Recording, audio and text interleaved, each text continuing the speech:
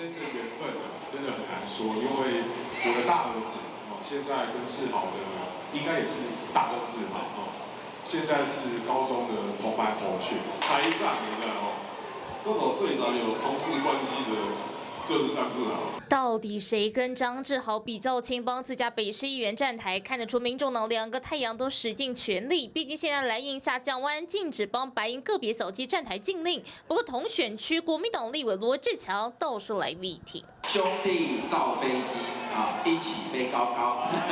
市长不行，但立委 OK， 蓝白仍要展现有合作决心。怎么样让蓝白旗帜最大化？兄弟齐登山，兄弟齐努力，在各地只要有需求，我说过，只要时间允许，一定都会全力的给予帮忙，就会到民众党旗凯他的活动。方安兄有请人传话过来了，说会找一个时间来找我，然后就是先聊聊，一直在同一个问题上面打转，其实我觉得真的大可不必了。虽说要合作，但北市这局蓝营首度采取全区配票，配票又进站台，就有白营小鸡批评是失策。国民党现在还有什么配票的？还有什么男生女生分开，还有月份，还有身份证字号，还有什么春夏秋冬。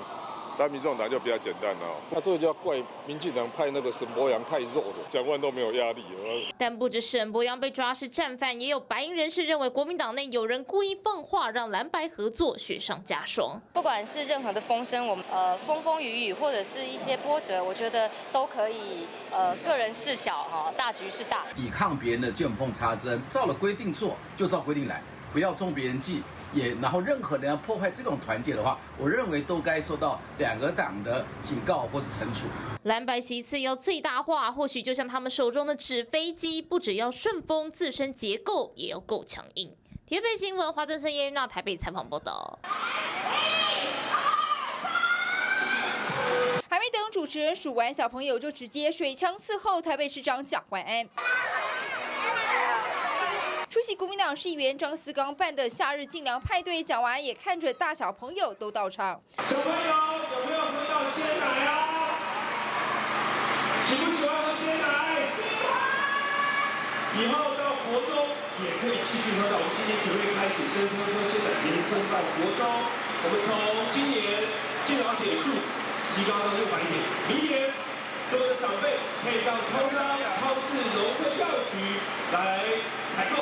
强调热恋成绩。不过另一头，民进党台北市长参选人沈伯洋周六出席台南同乡会聚餐，同样把目光放在让父母有感的政策。我前阵子刚好去扫街的时候，就遇到我们有一些乡亲说，他涉及在台北但小孩子送新北，是因为台北现在儿虐越来越严重，所以我就一直主张呢，家长要有独立自己的1999。主张要有家长版的1999，更搬出这项青年政策。我们国家不是有0到18岁国家一起养吗？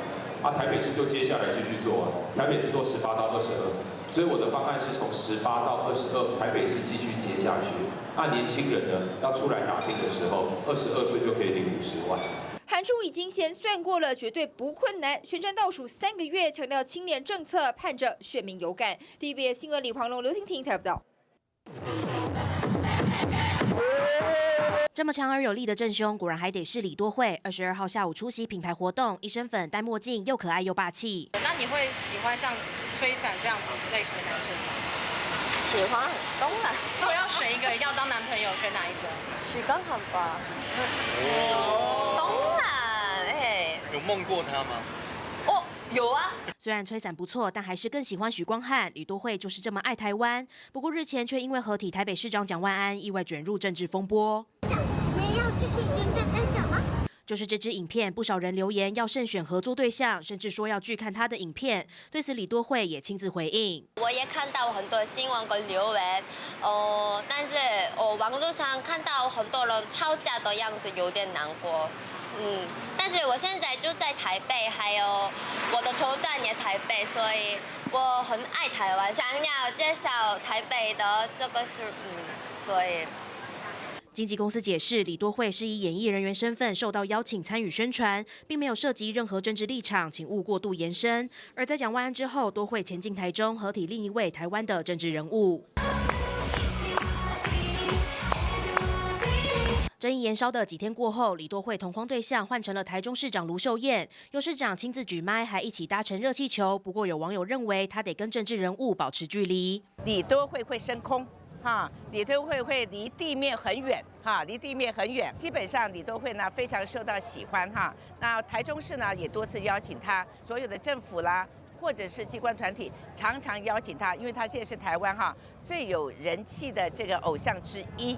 毕竟各地政府大多都会邀请名人，靠人气为活动拉抬，或许才是合作的最大目标。TVBS 新闻综合报道。民进党自己才真的是在用国家机关来公然介选。2024总统大选前夕，侯汉廷踢爆一份机密文件，直指绿营动用国家机器，要把柯文哲蓝白打成中共同路人。民党政策委内字第11204字号，而且呢，保存期限是机密。没想到疑似是乌龙爆料，检方向民进党查证，函复指出文件内的组织名称不符，不存在选战策略小组，文件也有多处错别字跟简体字，而这份文件其实是前立委邱毅提供。2024年1月9号，透过 LINE 把档案给侯汉廷，而邱毅供称不记得文件是谁给的，但当时也认为有伪造之嫌，也有提醒侯汉廷。北检认定侯汉廷当时身为立委候选人，没有查明来源就建立欣喜，召开记者会，意图使人不当选，以选罢法、伪造文书等罪嫌起诉。感谢北检赐下来的勋章。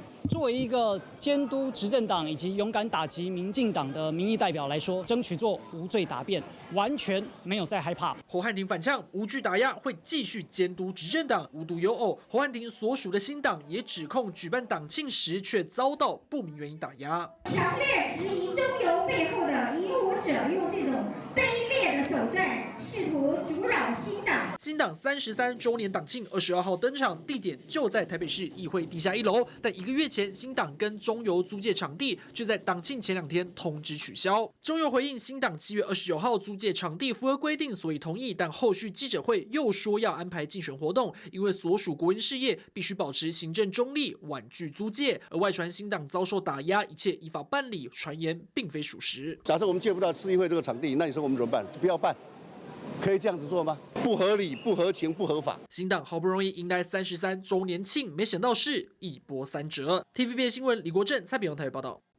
对外积极结盟，马来西亚首相安华近几个月积极巩固政权，而对陆关系似乎也是重点。因为安华日前接受外媒专访，强调除了台湾确实是中国的一部分，一个中国是所有人都接受的，更合理化武统言论引发质疑。我国外交部严厉谴责跟驳斥，说安华贬损我国主权，荒谬影射我国为中国分离主义的省份，并公开合理化中国武统台湾的立场，已经严重危害区域跟和平稳定。20号，安华再度改口，喊出和平解决是最佳途径。台马双边贸易超过563亿美元，台湾对马来西亚享有190亿美元的贸易顺差，合则两利，分则两害。